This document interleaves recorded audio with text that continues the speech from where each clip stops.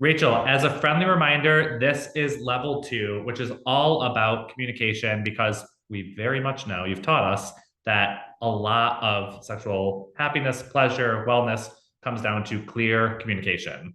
So Yes. we are talking about the workbook, the sex menu, whatever you want to call it, the checklist of things you want to try. And I'm curious, what is this workbook and why you created it? Yeah, absolutely. So often you'll get asked the question, whether it's from a sex educator, a sex therapist, someone in the sex world, they'll say, if you don't know what you like, how can you tell your partner? What do you like? What do you want to try?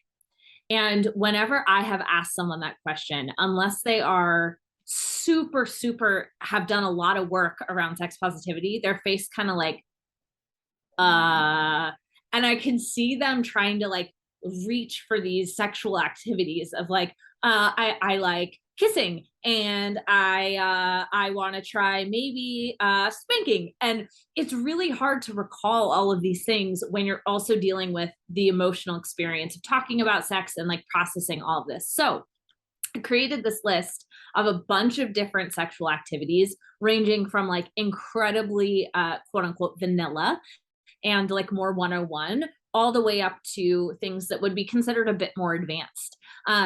And so you can go through this list instead of having to like come up with things on your own. You can look at the item and say, am I interested in trying this? Yes or no. And if it's a maybe, you can also do like a question mark. This is your list to figure out, and see what sounds interesting to you. And I think what's important about this is to make sure that you are comfortable going through it by yourself because there's a lot of areas that you might have to take a minute or a few minutes to think about what is this? Does it arouse me just by thinking about it or not? Really spend some time to make sure if you're checking, yes, I think I do want to try this, you have a thought behind why it might be exciting to you, and then have your partner do the same thing. You guys can Yeah. be on opposite ends of the couch, but taking that time to spend time with it yourself. And then once you both have it, coming together, that's the part that gets really exciting. Can you talk a little bit about how to share your workbook with your partner? Absolutely. I think, Mitch, your point about understanding your why is so important. Whether it is a yes, maybe, or no, understanding where that's coming from for you is so unbelievably important. There's a difference between no, I don't want to try this because it doesn't arouse me, or no, I don't want to try this or do this because I've tried it before or I've thought about it and I know that this is just not a part of how I become aroused. And saying, no, I don't want to try this because I feel shame around it. Or no, I don't want to try this because it feels scary. All of these different whys lead to different emotions and experiences. And so understanding your why when you come together and share, if you were to say to your partner, okay, spanking, what did you put? And they say, oh, I put maybe. What did you put? And you say, oh, I put yes. And they're like, oh, that's so exciting. Like, what about spanking sounds good to you? And then you come back with like, don't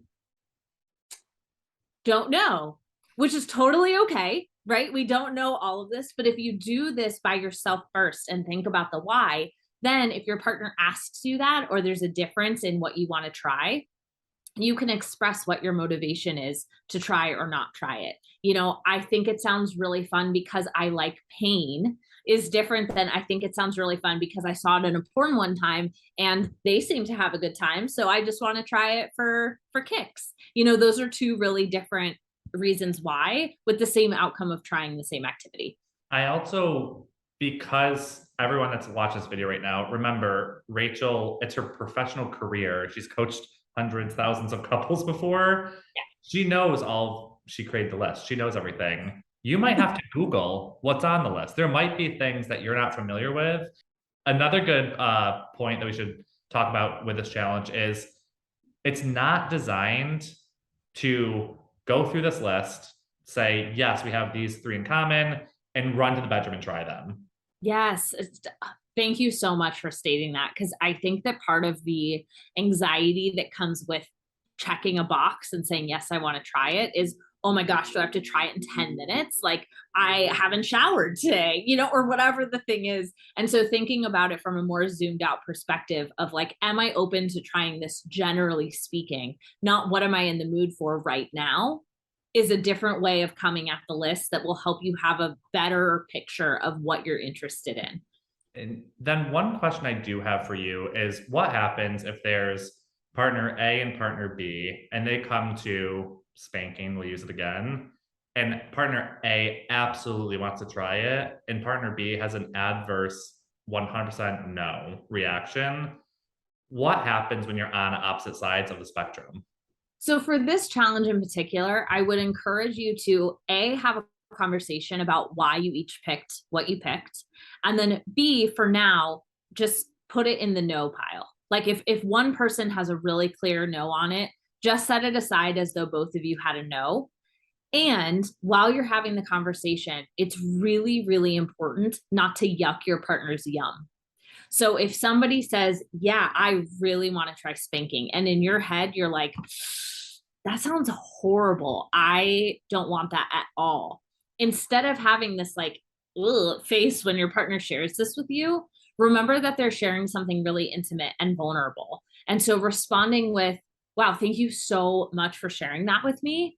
I am actually not interested like at all in that activity. Maybe we can come back to it at a different time.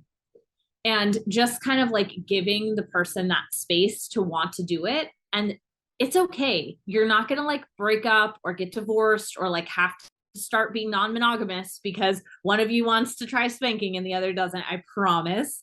It's just really important to get it out into the open and to know what's on the literal menu when you're with your partner. Absolutely. And then last little detailed note, this is a video. You're watching a video on the challenge page. You can find the checklist if you click into the video and into the actual post. That's where it'll be. Have fun, enjoy, and go check off some of those a la carte menu items. Yee.